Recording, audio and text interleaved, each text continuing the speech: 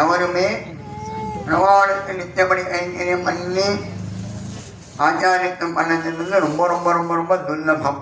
இல்லைன்னே சொல்ல இப்போ காலத்தில், அதுவும் சுவாமி தள்ளாத வயசில் முடியாத வயசில் கூட சிரமப்பட்டு எப்படியோ வந்தே ஆகணும்னு பிடிவாதமாக தன்னுடைய தேகாவகாரத்தை கூட பொருட்படுத்தாமல் வந்திருந்து நித்தியபடி பெருமாள் கைங்கரியம் பண்ணிட்டு தீர்த்தம் பண்ணிட்டு முடிஞ்ச வரையும் பெருமான ரொம்ப அந்த சுவாமி சேவிக்கிற விதமே ரொம்ப அலாதியாக இருக்கும். ஒவ்வொரு திருவாபரணத்தையும் திருவடியிலேருந்து திருமுடி பரியந்தம் ரொம்ப அழகாக அந்த சேவிக்கிற விதமே இப்படி தான் சேவிக்கணும் அப்படின்னு நமக்கு ஒரு பாடமாக இருக்கும். நோக்கோணமாக சேவிக்கமாக இல்லாமல் அந்த நல்லா அனுபவித்து பெருமாள் நித்தியம் சேவிக்க பெருமாள் தானேன்னு அனுப்பு இருக்காது. சில பேர் என்ன பண்ணுவான், நித்தியமாக உப்பளியம் தானே உற்சவம் தானே அப்படின்னு இல்லாமல் புதுசாக ஒரு நிமிதேசம் போனால் எப்படி நம்ம அனுபவிப்போமோ அதே அனுபவத்தோடையே சுவாமி அது ஒரு ஒரு ஒரு அன்பெல்லாம் ஆட்சியில் சொல்லணும். ரொம்ப அற்புதமாக இருக்கும்.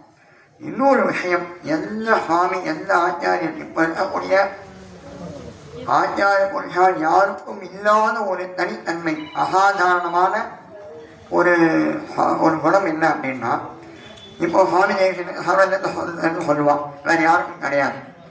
அதே மாதிரி அது ஒரு அசாதாரணமாக இருக்கும். அந்த மாதிரி சுவாமி பிரதிகிரகம் வாங்கினதே இல்லை. ஒரே ₹1 கூட இத்தனை ஹிஷால் 1000 ஹிஷால் இருக்கா. யாராவது ஒருத்தர் வர நீட்டி இந்த சுவாமி ஏதோ வாங்காத சுவாமி, அதாவது அதை நான் தோஷமாக சொல்லலை, நான் இந்த குணமாக சொல்கிறேன். சுவாமியினுடைய ஒரு அசாதாரணமான குணமாக நான் பார்க்குறேன். எல்லாரும் ஆக மாதம் எத்தனை லட்சம் வந்தாலும் எத்தனை ஆயிரம் வந்தாலும் அது அந்த ஆசை எல்லை இல்லாமல் தான் போயிட்டு இந்த காலத்தில். இந்த காலத்தில் எல்லாருக்கும் தேவைன்னா அது எல்லை இல்லாத தேவைகள் தான் எல்லாருக்குமே.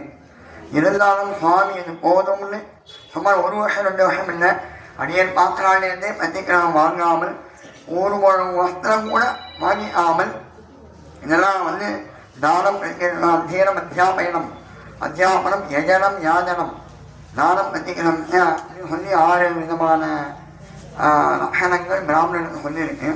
அப்போ இந்த பத்திக்கிராமம் வாங்கலைன்னா பாப்பமா தப்பா அப்படின்னா எனக்கு போதும்னு இந்த பத்திக்கிராமம் வாங்கக்கூடாதுன்னு இல்லை, இது வைராக்கியத்தில் சேர்ந்தது. கிட்டத்தட்ட சன்னியாசிகளும் இருக்க வேண்டிய வைராக்கியமானது சுவாமிக்கு இருக்குது. பெரிய விஷயம்தான்.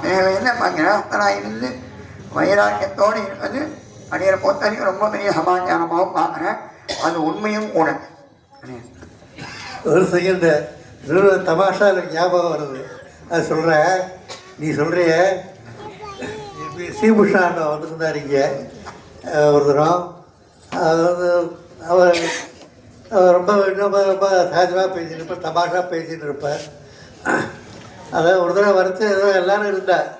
அதே ஸ்ரீ விஷ்ணு ஆண்டவர் சேவிக்குது இங்கே பக்கத்தில் ஆண்டவர் ஆசிரமத்தில் நானும் போயிருந்தேன். ஏழுங்க அப்படின்னு சொன்னேன். அவர் சொன்னார், சுவாமியை பற்றி இன்னொரு மகா பெரியவர் பக்கத்தில் இருந்தார், ஞாபகம் நாட்டாரி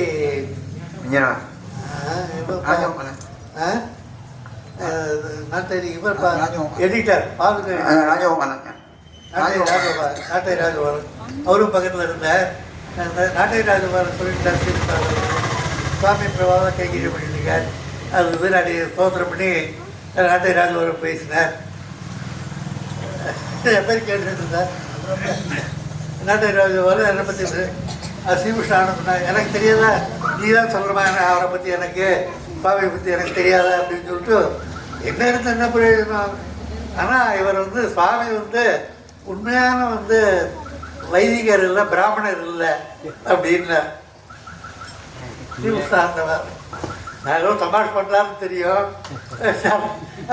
ராஜபால் திடீர்னு ஆச்சரியம் என்ன சொன்னார், இவ்வளோ எத்தாப்பில் எல்லாரும் வச்சு சொல்கிறாரு, 100 பேர் பெரிய கூட இல்லை.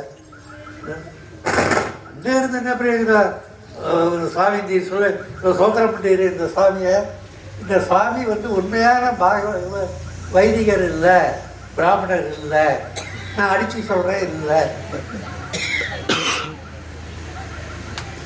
அப்படின்னா எல்லாரும் திருவிழா பார்த்துதான். நான் தெரியும் ஏதோ ஒரு தமாஷ் பண்ணாலும் தெரியும் எனக்கு அதான் சொன்னார். நீங்க சொன்ன இதே தான் சொன்னதாக எனக்கு அந்த ஞாபகம் வந்தது.